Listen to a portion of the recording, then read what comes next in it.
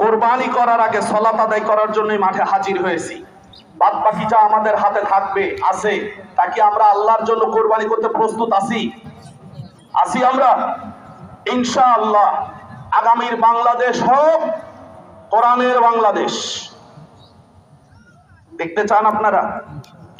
আগামীর বাংলাদেশ হোক কোরআনের বাংলাদেশ, এটা দেখতে চাই আমরা।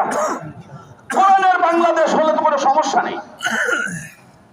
কয়েকদিন আগে একজনে বলতেছিল কোরআনের বাংলাদেশ হলে, আমারে বলছে মনিরুজ্জামান তুমি কোরআনের বাংলাদেশের কথা বল, কোরআনের বাংলাদেশ হলে তো মানুষের হাত কেটে দেবে। আমি বললাম হাত কাটবে কার? যারা চুরি করে তার হাত কাটবে। সৌদি আরবে চুরি করলে তাদের হাত কাটে। সৌদি আরবের লোকদের হাত আছে না নাকি সব কাটা পড়ে গেছে? একটু আস্তে বলবেন। সৌদি আরবের লোকদের হাত আছে নাকি সবার হাত কাটা পড়ে গেছে? আপনার সমস্যা কি? আপনি তো চোর না। চোরের বিরুদ্ধে হাত কাটার আইন কোরআনে আল্লাহ দিয়েছেন, আপনি বিরোধিতা করে কেন কাফের হবেন? কোরআনের আইনকে তো ভয় পাবে চোরেরা, কোরআনের আইনকে তো ভয় পাবে ডাকাতেরা, কোরআনের আইনকে তো ভয় পাবে জেনাকারীরা, কোরআনের আইনকে ভয় পাবে তো মদখোরেরা, কোরআনের আইনকে তো ভয় পাবে সুদখোরেরা।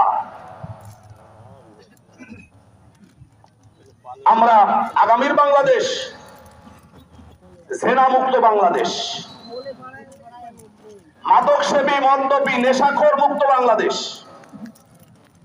ঘুষখোর মুক্ত বাংলাদেশ, ডাকাত মুক্ত বাংলাদেশ, এরকম যদি একটি দেশ দেখতে চাই তাহলে আমাদেরকে তৈরি করতে হবে কোরআনের বাংলাদেশ। কি তৈরি করতে হবে? আপনারা আমার সাথে একমত? আমি খতিব হিসেবে এটা আমার দায়িত্ব আপনাদেরকে বলা, আমি কোনো লুকোচুরির কথা বলতেছি না। কোরআনের বাংলাদেশের স্বপ্ন দেখার জন্য আপনার আমার যা যা আছে সব আল্লাহর কাছে উৎসর্গ করে দিলেই কোরবানির বাস্তবতা প্রমাণিত হবে।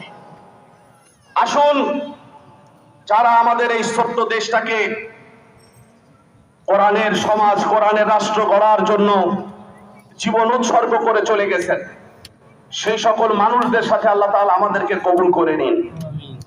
সময় হয়ে গেছে, আপনারা সবাই একটু দাঁড়িয়ে কাতার সোজা করে আবার বসে পড়বেন। আমি দুইটা মাসআলা বলেই নামাজ শুরু করব। আপনারা সবাই কাতারবন্দি হয়ে, কাতারটা সুন্দর হয়েছে এভাবে আপনার ডানে বাঁয়ে মিলিয়ে